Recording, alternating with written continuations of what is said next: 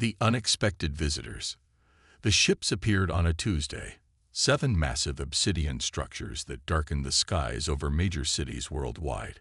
New York, Beijing, Moscow, London, New Delhi, Sao Paulo, and Cairo. Their arrival was silent, elegant, and terrifying. No warning, no communication, just the sudden presence of something so alien that it defied comprehension. Dr. Elena Reyes stood on the roof of the National Science Foundation building in Arlington, watching the ship that hovered over Washington, D.C. like everyone else. She'd been drawn outside by news alerts and frantic calls. The vessel hung in the air, impossibly still, impossibly huge, at least 2 miles across, its surface reflecting the sunlight in hypnotic patterns. "Beautiful, isn't it?" said Dr. Harman Chen, joining her at the railing. Elena nodded, unable to find words. As an astrobiologist, she dedicated her life to the search for extraterrestrial life. Now it had found them instead. The first transmission came 24 hours after the ship's arrival. Every screen on Earth, televisions, phones, computers, simultaneously displayed the same image. A tall, slender being with iridescent blue skin and 4 arms. Its eyes were solid black, and where a human would have a mouth, there was a complex array of small tendrils that rippled as it spoke. "People of Earth," the alien said in flawless English, its voice melodious and calming. "We are the Noxuri. We come in peace and friendship. We have observed your civilization, and believe the time has come for our species to meet. We offer knowledge, technology, and a place among the galactic community." The world reacted with a mixture of fear, excitement, and skepticism. World leaders scrambled to form a unified response team. Elena was among the scientists selected to join the first contact delegation. The meeting took place at a neutral site, a hastily constructed pavilion in Geneva. Elena sat at the massive circular table, surrounded by diplomats, military officers, and fellow scientists from around the world. Across from them sat 5 Noxuri representatives, each over 7 feet tall, their movements fluid and precise. The Noxuri introduced themselves as traders and explorers. They called their lead diplomat Ambassador Soren. They spoke of a galactic coalition of 17 intelligent species, of technological wonders, of the potential for humanity to advance by centuries through cooperation.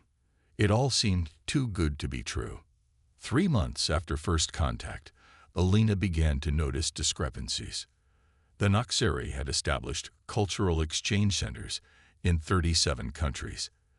These massive complexes were staffed exclusively by Noxuri personnel.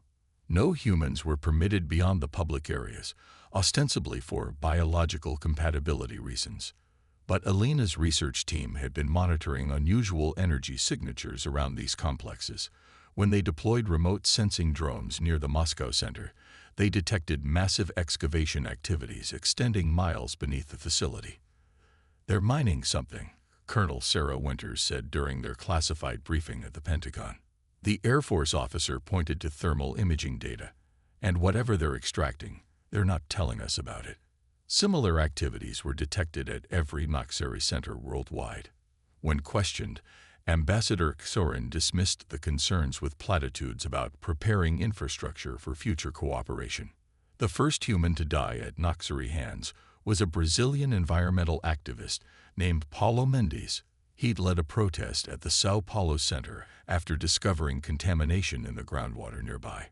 Security footage leaked online showed Paulo approaching the center's entrance, then Noxuri guards emerging and firing some kind of energy weapon. Paulo disintegrated instantly. The Noxuri called it an unfortunate misunderstanding. They offered compensation to Paulo's family and promised a full investigation. 1 week later, identical misunderstandings occurred at 12 different centers worldwide. The pattern was clear. Anyone who asked too many questions disappeared. Elena's team went underground, literally. They established a makeshift lab in an abandoned Cold War bunker beneath West Virginia. There, they analyzed the limited data they had on Noxuri biology and technology. "They're not traders," Elena told the group of scientists, military personnel, and intelligence agents who joined their resistance cell. They're parasites. They find worlds with resources they need, establish a presence under false pretenses, then strip the planet bare. "How do you know this?" demanded General Rodriguez. Elena projected an image she'd retrieved from a damaged Noxeri datapad. "We managed to translate portions of their database. This is the 15th planet they visited. None of the previous civilizations exist anymore." The revelation spread through secure channels to resistance groups forming worldwide. But before humanity could organize a coordinated response, the Noxeri showed their true colors. On what would later be called Darkfall Day, the 7 ships simultaneously released thousands of smaller vessels. These craft deployed what the Noxeri called pacification fields, energy barriers that encompassed major cities, cutting them off from the outside world. Within these fields, all electronic devices failed, and any human who resisted was immediately neutralized. The world's militaries launched everything they had: fighter jets, missiles, even nuclear weapons. Nothing penetrated the ship's defenses. The nukes were somehow redirected back to their origins, devastating military bases across Russia, China, and the United States. In Cairo, resistance fighters managed to capture a Noxeri soldier. Under interrogation, before it died from what appeared to be self-induced cellular breakdown, it revealed the truth. Earth was being harvested for a rare mineral essential to Noxeri technology. Humans were considered an infestation to be managed or eliminated as necessary. 3 months after Darkfall, nearly 40% of the human population had been killed or captured. The survivors had scattered, forming resistance cells in remote areas, abandoned subway systems, and wilderness regions. Elena's group had grown to nearly 200 people, scientists, former military, everyday citizens with nowhere else to go. They'd relocated to an extensive cave system in the Appalachian Mountains, rigging rudimentary power systems and establishing secure communication with other resistance cells. Their breakthrough came from an unlikely source: a 17-year-old amateur chemist named Zach Williams. Before the invasion, Zach had been experimenting with custom pesticides for his family's farm. When a captured piece of Noxeri technology was brought to the caves, Zach noticed something unusual. "The metal changed color when I spilled my solution on it," he told Elena. And the change spread, like it was eating through the material. Further testing revealed that a specific combination of compounds, primarily derived from common earthworms and clay soil, created a reaction that rapidly degraded Noxeri technology. The effect was similar to advanced corrosion, but it spread like a virus through connected systems. "It's their silver bullet," Colonel Winters said. "Their technology is all connected through a central network. If we can introduce this compound to their main systems." Meanwhile, other resistance cells had made their own discoveries. A group in Siberia found that Noxeri soldiers were highly sensitive to certain sound frequencies. A team in the Amazon discovered that the aliens couldn't effectively track humans who had covered themselves in specific combinations of local plants. Most importantly, a former NASA engineer in Japan had decoded enough of the Noxeri communication system to intercept their transmissions. The aliens were planning to accelerate their harvesting operations. Within 6 months, they intended to begin extracting minerals from Earth's core, a process that would render the planet uninhabitable. Humanity had a deadline. And finally, they had weapons. The Earth Strikes Back.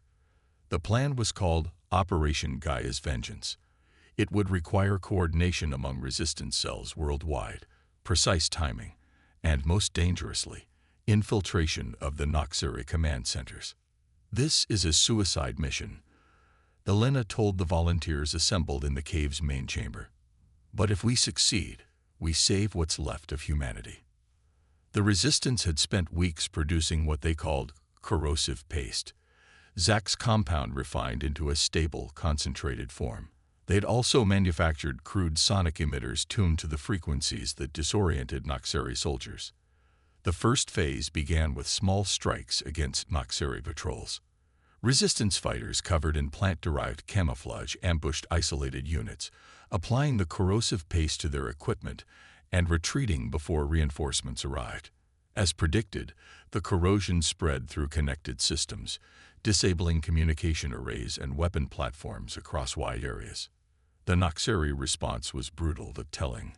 They began isolating affected systems, breaking their network connectivity to prevent the spread of corruption. This fragmentation of their command structure created the openings the resistance needed. In what had once been London, former Royal Marine James Harrington led a team through sewers and maintenance tunnels to reach the base of the Noxeri Center. While Noxeri technology was advanced, they'd built their facilities atop existing human infrastructure, never suspecting that the building plans in their captured databases might be incomplete or inaccurate. "Arrogant bastards," James muttered as his team emerged through a forgotten utility access point directly inside the center's lower level. They never bothered to check for passages that weren't on the official records.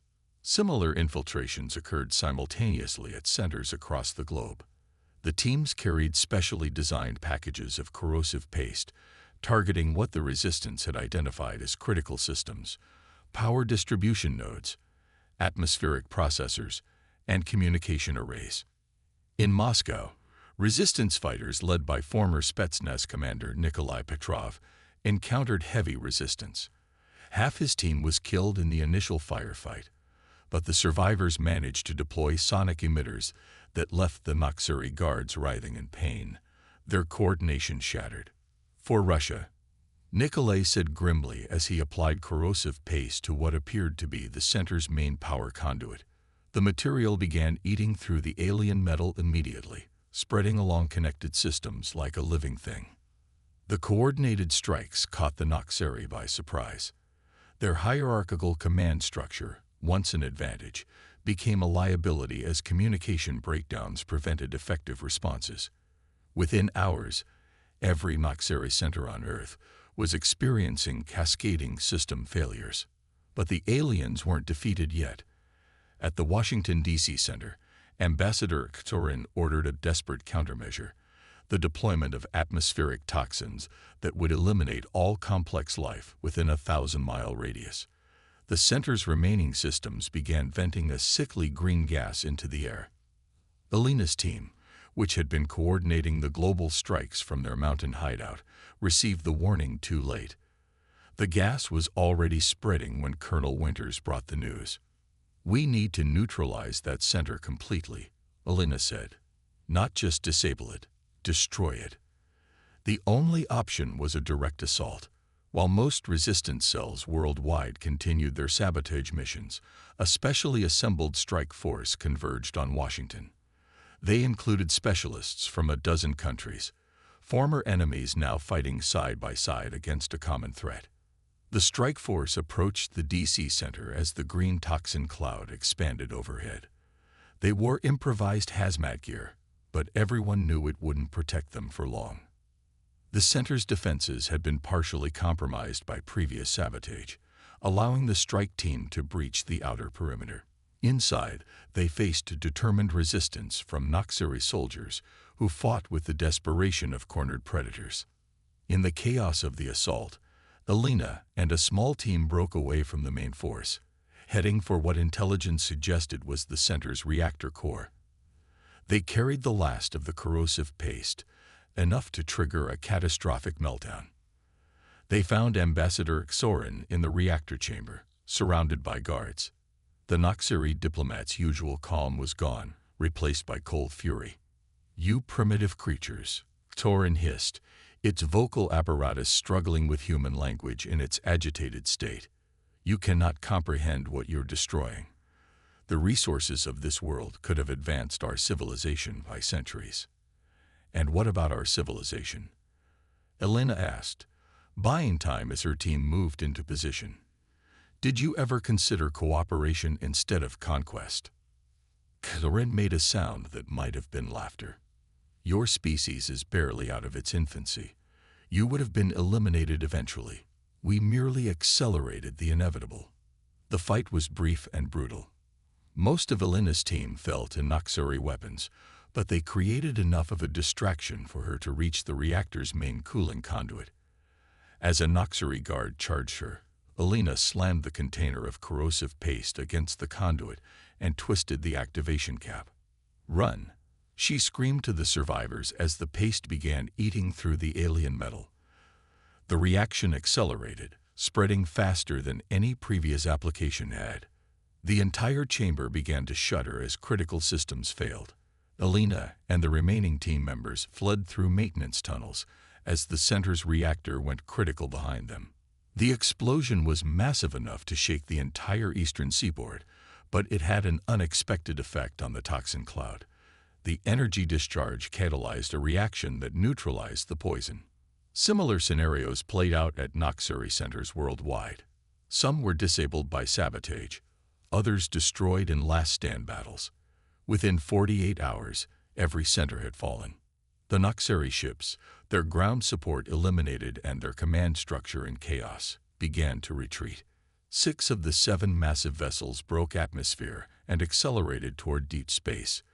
The 7th, damaged by a desperate ramming attack from commandeered fighter jets, crashed into the Atlantic Ocean. Recovery teams later salvaged technology from the wreckage, including intact portions of the Noxuri database. Among the files was a priority transmission sent to the Noxuri homeworld in the final hours of the conflict. Extraction operation on planet Sol 3 aborted. Indigenous species designation. Humans displays unprecedented adaptive hostility. Recommend classification as extreme hazard. All further contact prohibited without military escort. These creatures do not fight like sentient beings. They fight like forces of nature. They do not surrender. They do not negotiate once betrayed. They simply find your weakness and exploit it without mercy. We intended to harvest their world. Instead, we taught them how dangerous they can be. The galaxy should be warned. 2 years after the Noxuri retreat, humanity had begun rebuilding. The population was reduced, cities lay in ruins, but a new unity had emerged from the conflict. Former enemies worked together, sharing resources and knowledge. The salvaged alien technology accelerated recovery efforts and provided defenses against potential future threats. In what had once been the United Nations headquarters in New York, now rebuilt as the Earth Defense Council, Alina stood before representatives from every surviving nation. Behind her was a projection of deep space, with highlighted points indicating the trajectory of the fleeing Noxuri ships. "They thought we would be easy prey," she told the assembly. "They thought our divisions made us weak. Instead, they discovered what humans do best: adapt, overcome, and unite against those who threaten us.